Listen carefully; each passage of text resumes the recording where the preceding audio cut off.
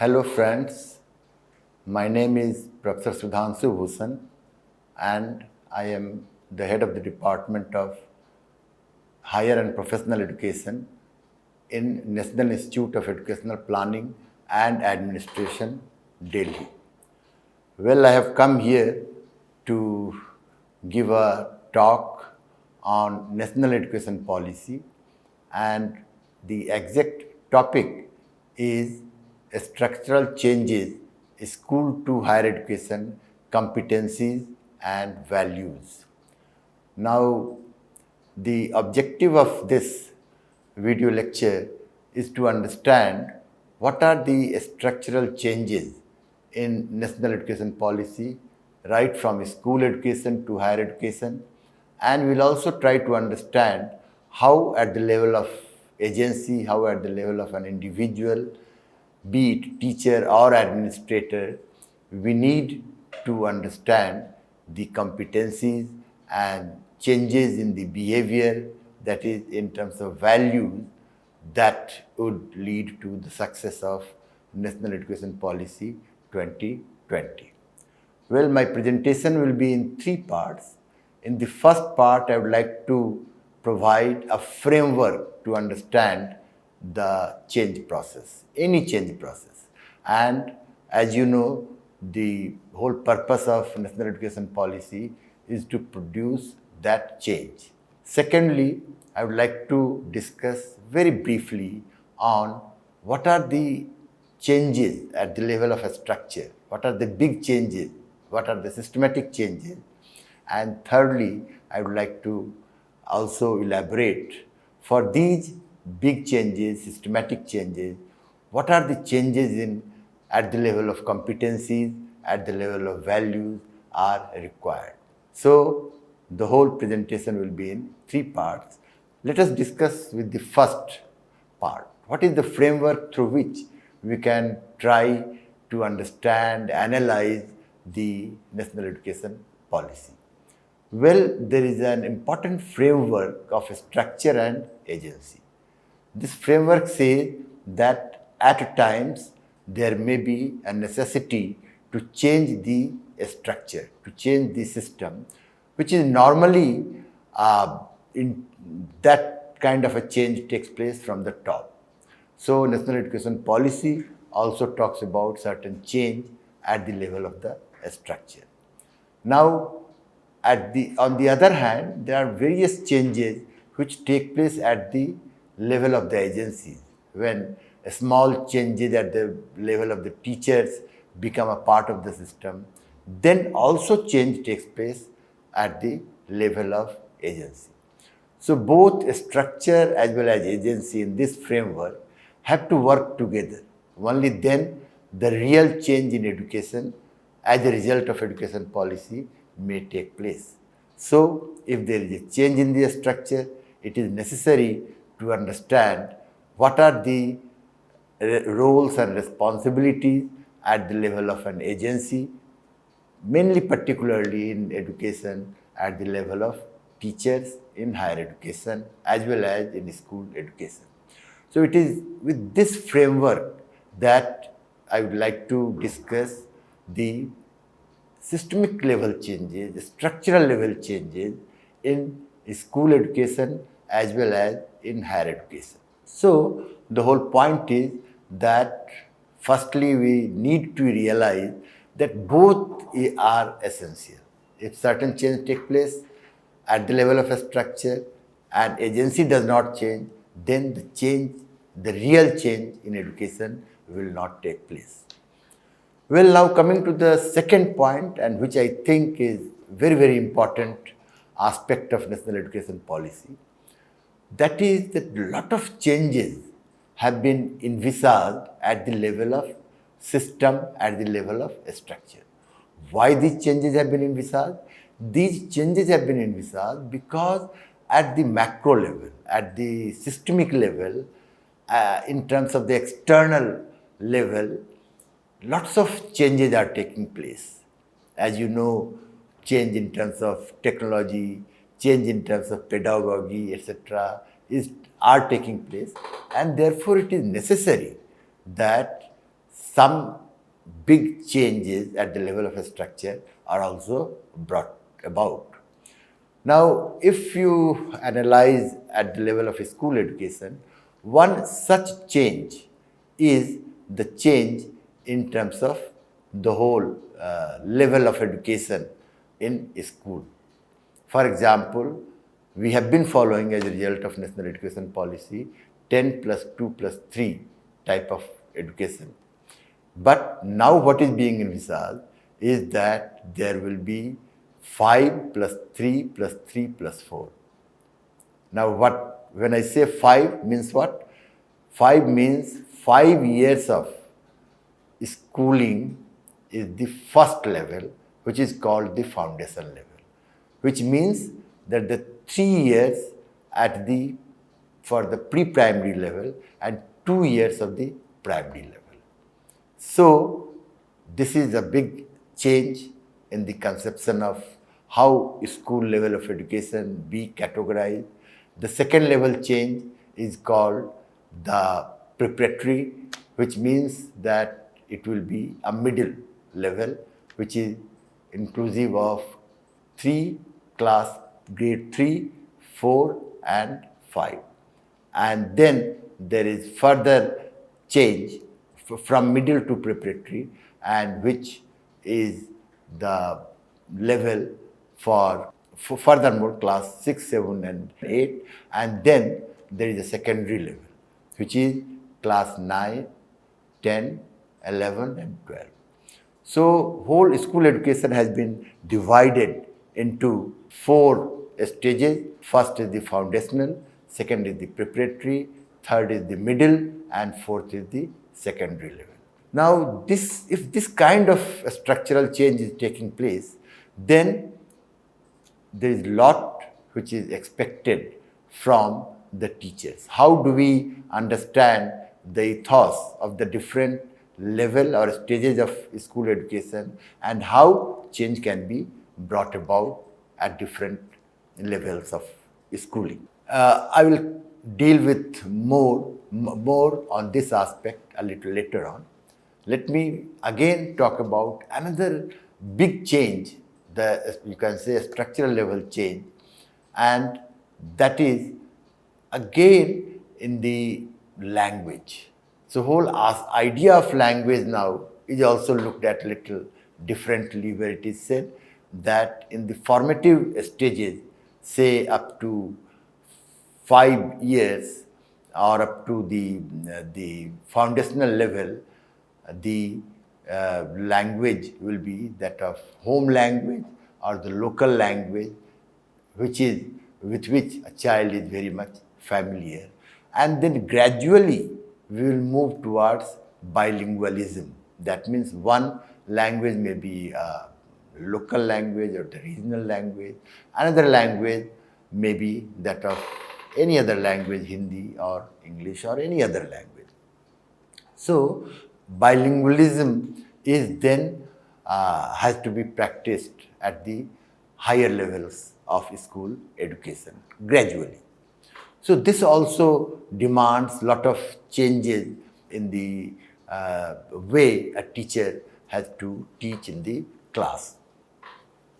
And for all this, another very important aspect that has been talked about at the level of school education is that the whole teacher training and capacity building exercise has to be given an importance. And in this regard, you may be knowing that there is a whole move towards an integrated teacher education program so far as pre-service teachers training is concerned, and during the service also National Education Policy talks about 50 hours of the professional development program for every year, which means that the continuous training, continuous capacity building will take place, and so that the teachers become competent enough to progressively understand, to progressively improve the quality of school education. The fourth change also I'd like to talk about, and that change is that at the school level, there is a concept of cluster. That means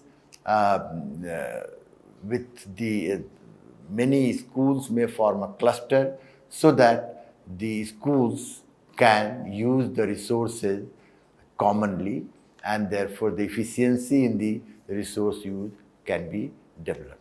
This cluster concept is also becoming one important structural change so far as the school education is concerned. Now, let me briefly also discuss in this second part of my lecture on what are the structural changes at the higher education level. And these changes are indeed very enormous, very huge. First and foremost change that is being thought about is that the affiliating system has to be abolished. As you all know that there are many state universities, there are many affiliated colleges, maybe in some state universities there may be 50, in another state university there may be 100, and there are indeed many state universities where there are thousands of colleges affiliated to it. And it has been realized over last so many years of the evolution of higher education in India that affiliating system is very difficult to manage. If a university has, say, 100 affiliated colleges, then managing those affiliated colleges is very difficult. This is not a good governance, a smart governance, efficient governance.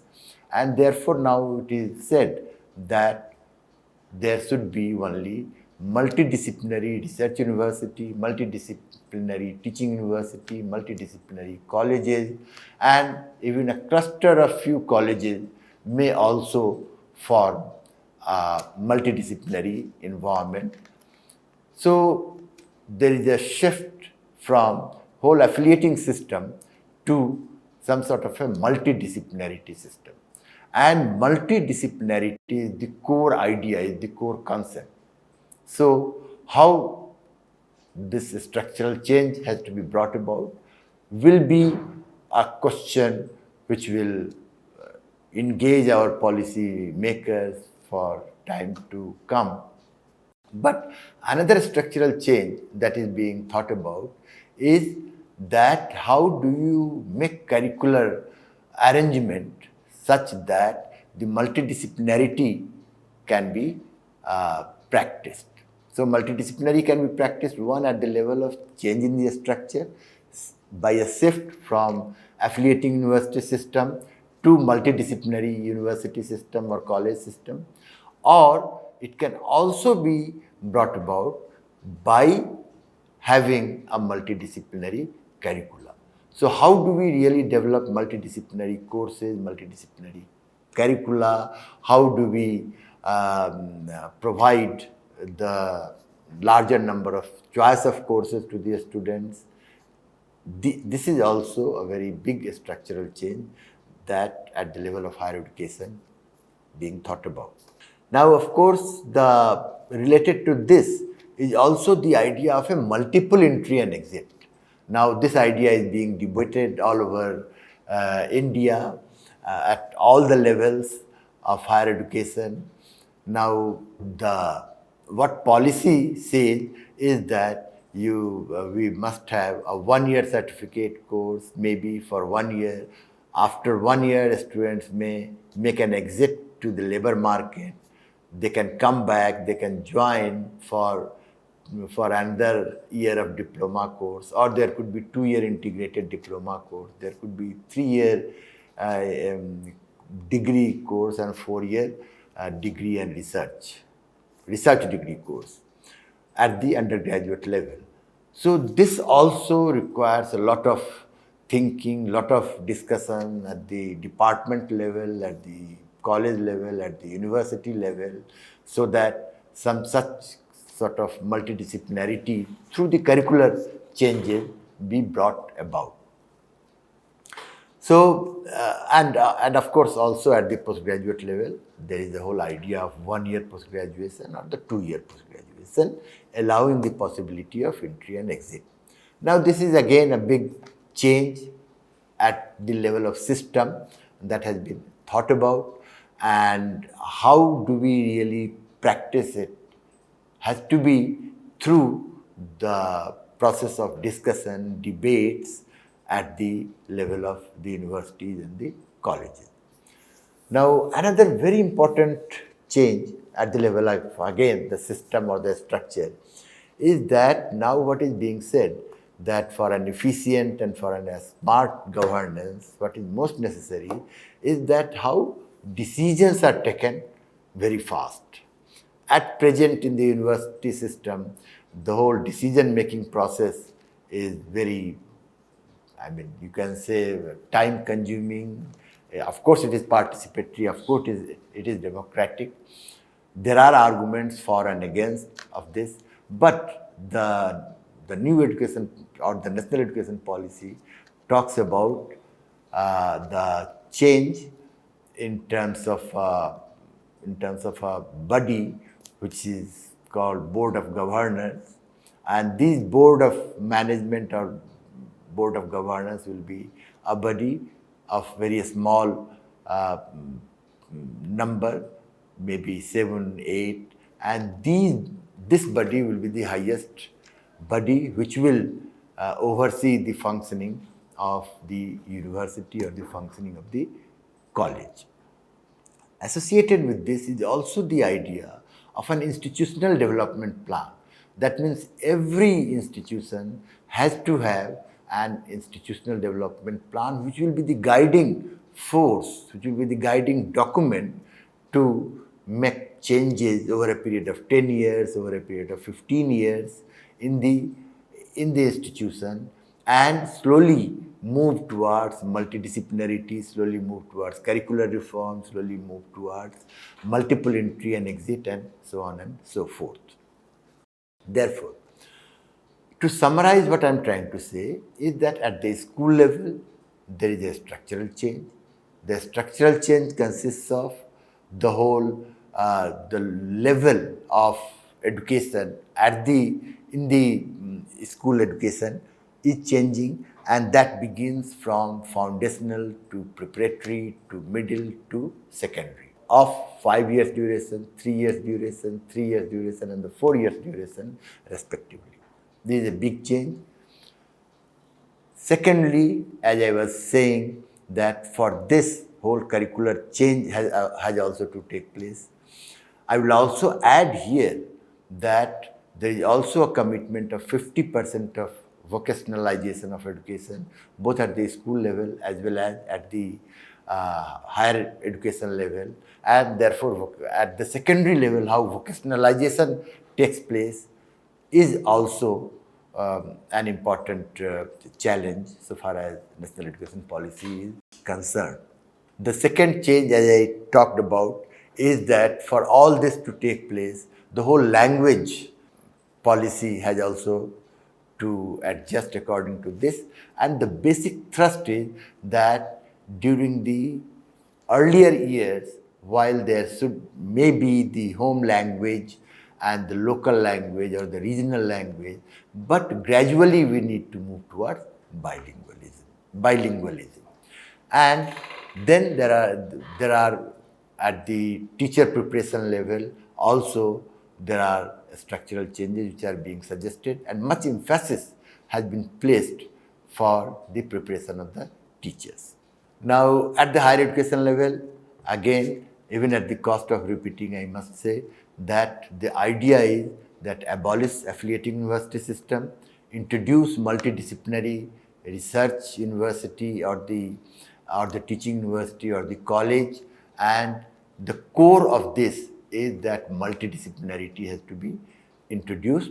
And multidisciplinarity in this case means how do we allow more and more choices of courses to the students which do not necessarily pertain to within a particular discipline, but also outside the discipline.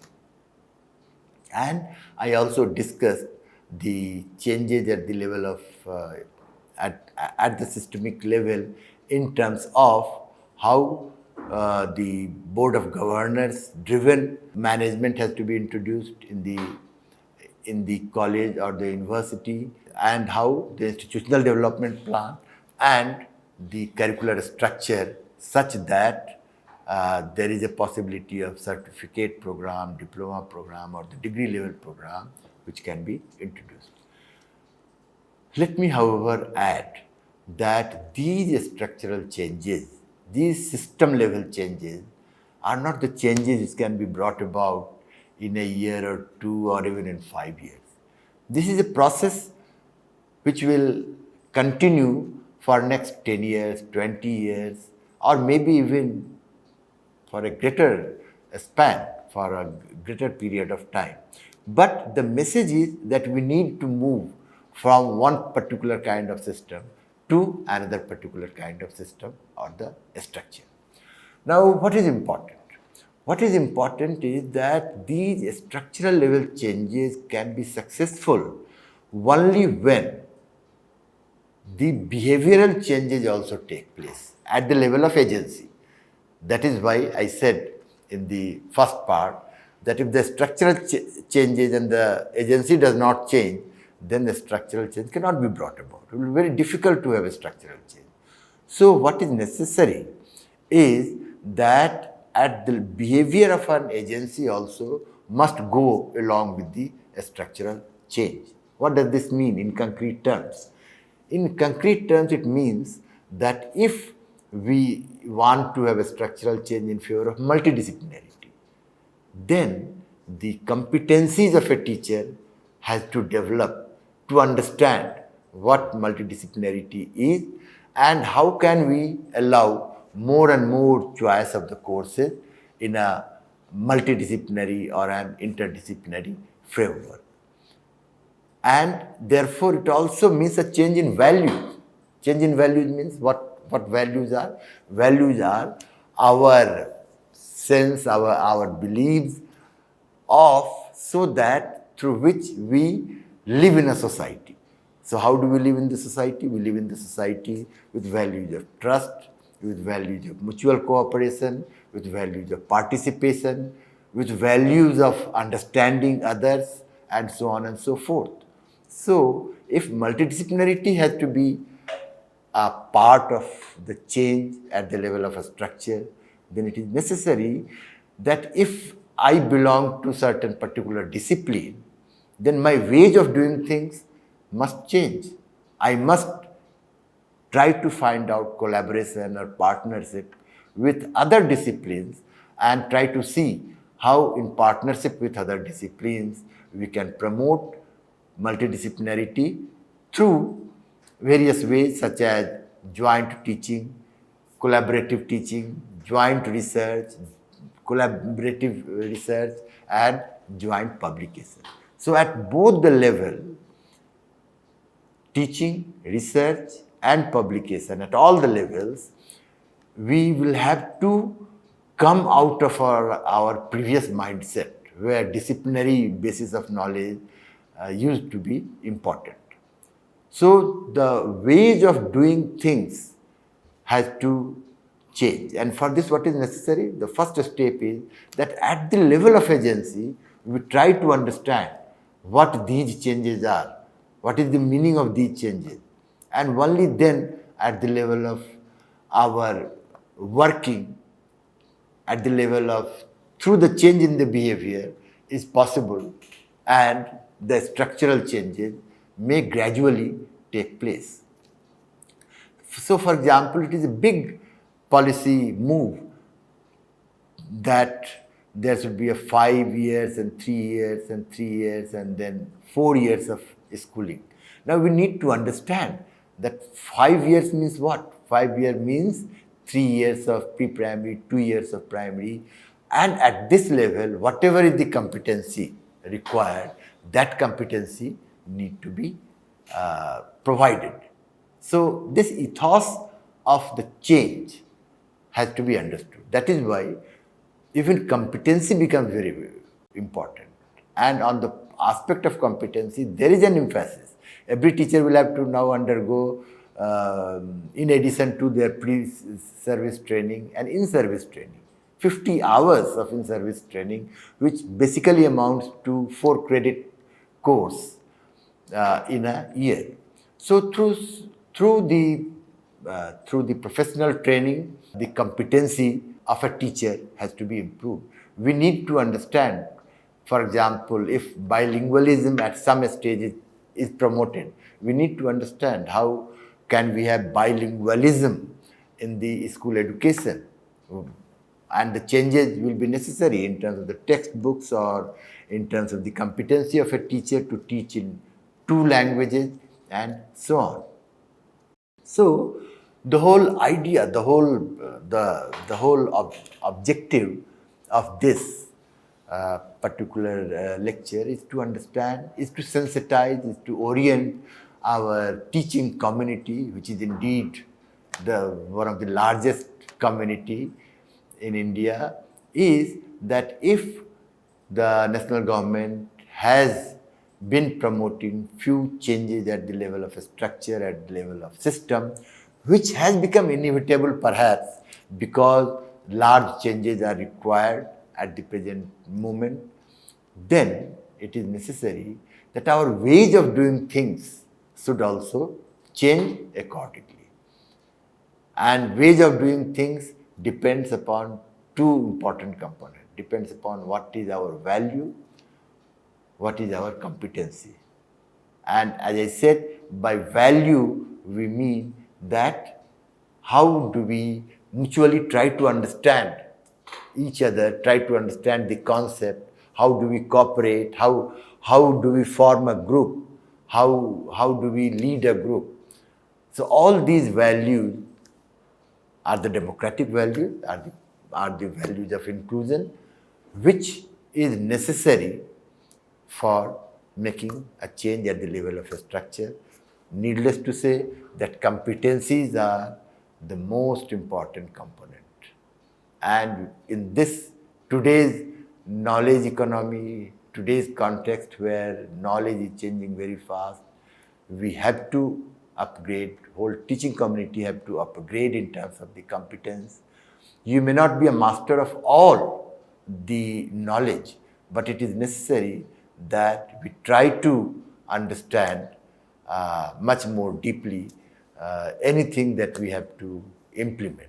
So I think it is one of the very important implementation strategy that we make changes in the behavior when going along with the changes in the structure. I think this is the message that I would like to convey through this lecture. So thank you very much. Hope national education policy is implemented at the ground level with this spirit of change in the behavior, change in the competency and the values. So thank you very much.